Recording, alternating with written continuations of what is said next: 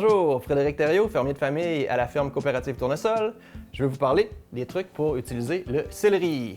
Quand vous recevez le céleri dans votre panier bio, souvent il va avoir beaucoup de feuilles, il va être long puis ça va être différent de l'épicerie. Le céleri, c'est une culture qui a besoin de beaucoup d'eau. Quand on le reçoit frais de notre fermière de famille, il va être vraiment croustillant, délicieux. Et puis les feuilles, on va les avoir, ce qui n'est pas le cas quand on l'achète de Californie. Et puis les feuilles, ils ont beaucoup de goût. On peut les utiliser à notre avantage en cuisine. Quand on reçoit le céleri à la maison, première chose à faire, comme tous les légumes, on va le laver. Puis ensuite, moi, ce que j'aime faire, c'est de le couper en deux, parce qu'il est un peu long à mettre dans le frigo. Donc, je vais garder la partie tige d'un côté, et puis la partie feuille de l'autre. Vous avez sûrement beaucoup d'élastiques qui vous amènent à la maison. Bien, j'en mets un ici sur ma partie feuille. Et puis, je vais conserver ces feuilles-là dans un sac plastique ou dans un bac à légumes dans le frigo pour qu'elles restent fraîches. La partie tige se conserve beaucoup plus longtemps. Et puis, tout simplement la mettre dans un sac en plastique ou dans le tiroir à humidité contrôlée du frigo. Et puis, ça va faire des délicieuses crudités pour les enfants. Mais il y a toutes sortes d'autres choses qu'on peut faire avec ça. Quand on veut utiliser les feuilles du céleri, il faut faire attention, ils ont beaucoup de goût. On veut le faire avec parcimonie. Alors, moi, ce que j'aime, c'est la partie feuille. On peut la rajouter en salade, mais juste un petit peu. Ça va rajouter beaucoup de goût à nos salades. Donc, on va choisir les belles feuilles, les casser, bien les laver, puis mettre en salade avec une vinaigrette. L'autre partie, ici, il y a quand même beaucoup de tiges dans la partie de feuilles que j'ai coupée. Alors, si j'enlève les feuilles, eh bien, la partie tige qui me reste, il y a une petite tige. Elle n'est pas très grosse. C'est pas l'idéal pour les crudités, mais elle est très bonne pour la cuisine.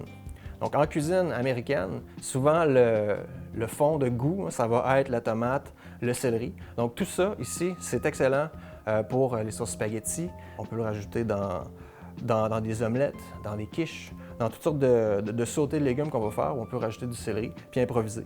Donc, cette partie-là, qui est une petite tige, très bonne idée de le couper finement et puis de le rajouter dans toutes sortes de recettes, en même temps que les oignons, comme base de cuisine. Alors aujourd'hui, mes petites tiges, je vais les couper finement et puis je vais pouvoir les faire cuire avec de l'ail, des oignons, quelques tomates et puis on va mettre ça dans une omelette, tout simplement.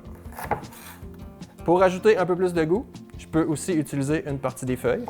Mais encore une fois, on fait attention de ne pas en mettre trop. Donc je vais couper quelques feuilles et puis rajouter ça dans mon omelette.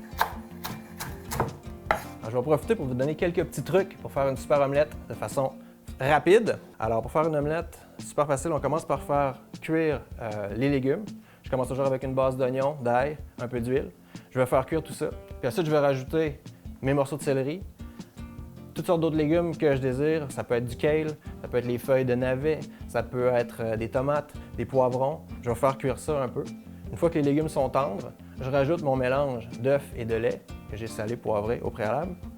Je fais cuire un petit peu sur le poêle.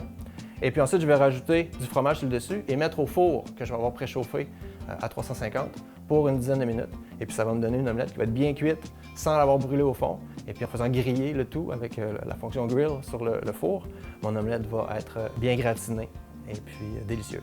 Revenons à la partie tige de notre céleri. Alors, très facile à prêter. On va couper la base. Et puis les plus belles tiges, je vais les rincer puis les garder pour faire des crudités pour les enfants. Pour couper en petites tranches, rajouter en salade. Couper en petites tranches, rajouter dans les salades de patates, dans les salades de macaroni, ainsi de suite. Le cœur, les feuilles au centre, parfait pour un Bloody Caesar.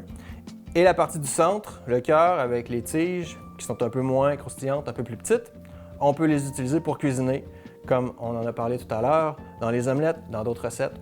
C'est une très bonne base pour notre cuisine. La base, c'est vraiment de le couper quand on le reçoit pour garder les feuilles séparées du reste du légume, que le reste du légume reste bien frais et croustillant.